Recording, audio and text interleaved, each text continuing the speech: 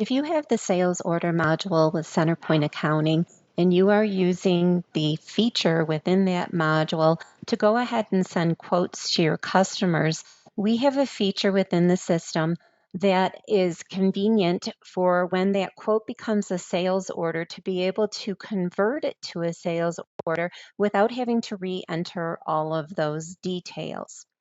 The place that we're going to go to convert a quote to a sales order is underneath Processes, in Sales, and Sales Order, Edit, Fill, and an Invoice. Now, this screen can be used for a number of different functions. We're going to use it for going ahead and converting our quotes to sales orders. Okay, when the screen comes up, you can see here in the type column that I have both quotes and sales orders listed here. There is a default filter on this screen, and if I go to the filter tab down here at the bottom, you can see that it is filtered for those quotes and sales orders that have a status of open, partially filled, and filled. Okay, so this default filter can be changed, or you can go ahead and leave it as it is. Now, if you're converting quotes to sales orders, you might have a longer list of quotes and sales orders that I have. And so what you might want to do is go ahead and filter the list for just your quotes. And under the current filter selection, we'll click on the down arrow there. You can see that we have a built-in filter for just quotes. So I'm going to go ahead and filter for, I must have not selected it. Okay, oh, I did. Okay, it was just a little bit slow there. I have a built-in filter there for just quotes. Okay, and when you're approaching this, there's two different theories or methods to go ahead and convert a quote to a sales order.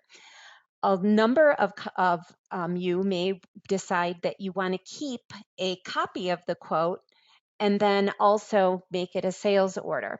Okay, so we could actually copy the quote to a sales order and maintain a copy of that quote. The other method would be simply to just change the quote to a sales order. So we'll look at both ways to do that.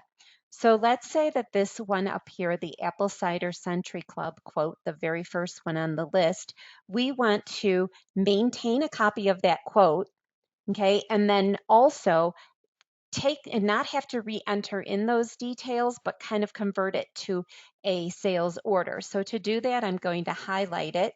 And then at the bottom of the screen, you'll see that there's a button called Copy. And I'm going to click on that Copy button.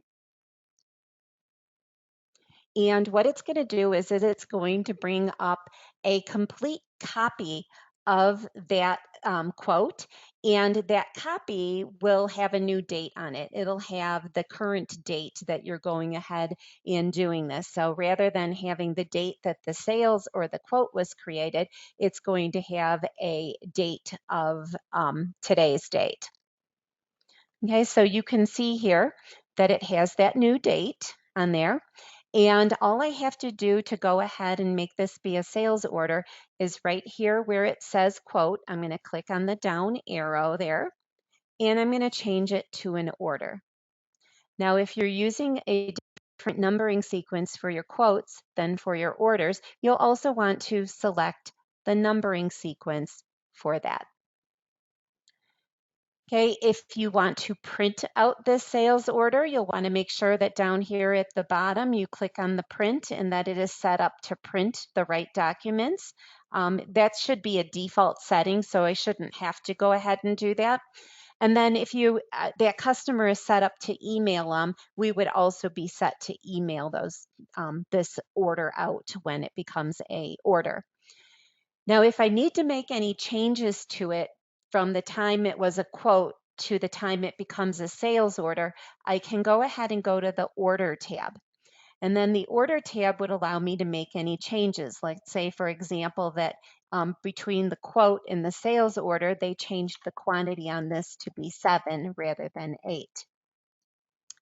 Now, I do want to point out that if you do have the inventory module, that inventory is not assigned to the customer when it is a quote, but when it becomes a sales order, it is assigned to that customer. Okay, so I'm going to go ahead and save our sales order.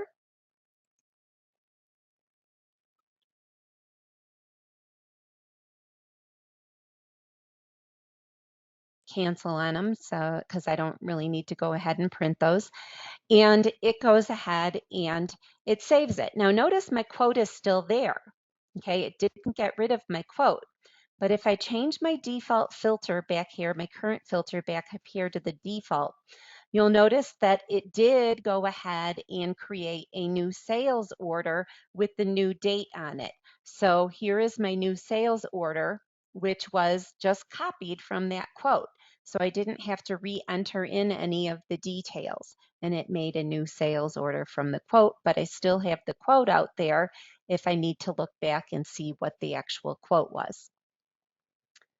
Okay, so that's one method. I'm going to go ahead and go back to my current filter and go back to quotes only and bring up another one. Now, I mentioned before that the other method was to just simply convert the quote to a sales order and not maintain a copy of the quote. And that's what we're going to do this time. Okay, so this one down here at the bottom, the Summit County Ski Club quote, they want to make that a sales order now. So to go ahead and convert it to a sales order, I could go ahead and highlight it and click the edit button at the bottom, or I could simply double click on it and it'll bring up that sales order or that quote to go ahead and make modifications to it.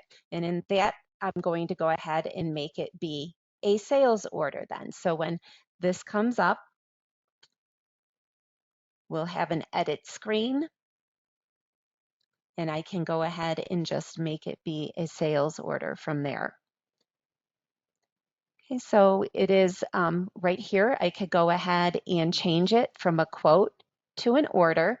Once again, if you're using a different numbering sequence for your quotes than from your sales orders, you can go ahead and change it to the proper sequence number.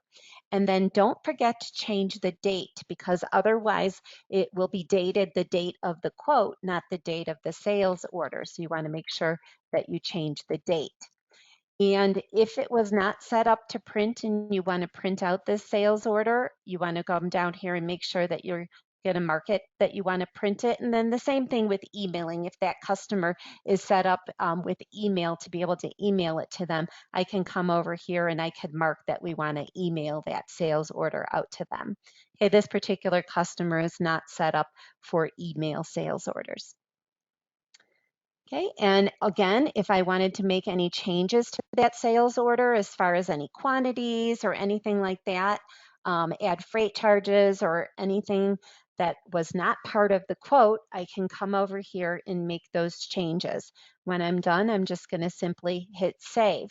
And then this time, instead of, oh, it's going to go ahead and print those documents, I'm going to go ahead and just cancel those here.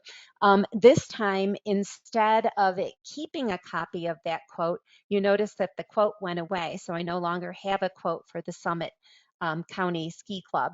If I go back to my up here to my current filters and go back to my default, you can see then on my list of sales orders that I do have that sales order out there for the Summit County Ski Club.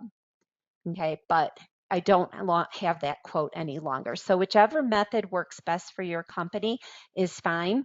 Just keep in mind that even if you are keeping a list of these old quotes, at some point, maybe you don't need all of the really old quotes. You only want ones that are more current.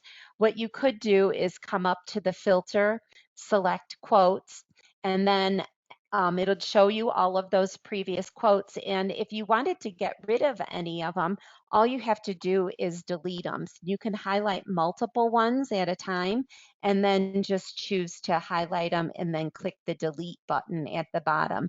And clicking the delete button would then get rid of those quotes.